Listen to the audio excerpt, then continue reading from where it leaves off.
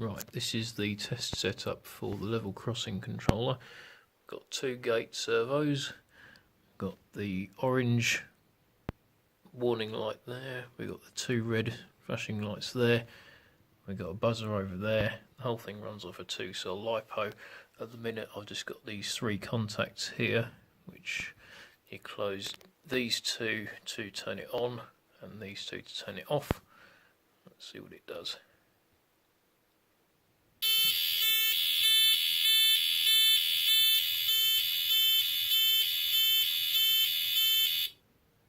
So the siren sounds while the warning light is on and while the gates are coming down, and then we've got the two red LEDs flashing away there as well. They stay flashing until the gates go back up again, like so.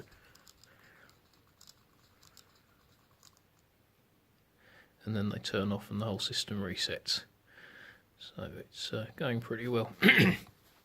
I can expand it out to have 4 gates, and I've put a program sequence in so that 2 gates close and then 2 other gates close and then all 4 open at the same time. But I think that's probably a bit overkill for the layout we're using it on at the minute. I'm going to eventually drive all of the LEDs and servos off a separate I2C board, which will involve a little bit of reprogramming. Nothing too major, but it will just tidy all the wiring up a bit, because at the minute it's kind of, yeah, all over the place, and I've used up all of my PWM outputs on this board. So, just out of interest, if anybody's interested, that is a Arduino Nano on a breakout board. Those are the analog inputs down there. These ones down here are all the digitals. The Arduino Nano has about 7 PWM inputs, and I seem to PWM outputs, and I seem to have used pretty much all of them in this.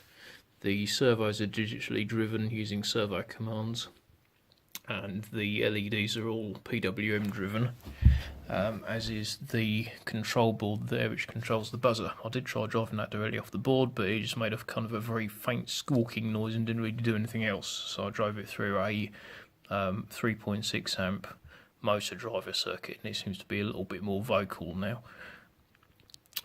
Those 3 wires are just connected, 1 to ground and 2 to do 2 digital inputs.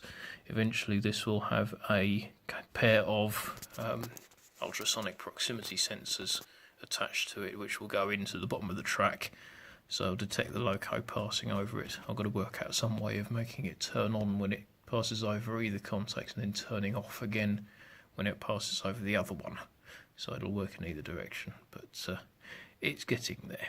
That's the main thing. Bye for now.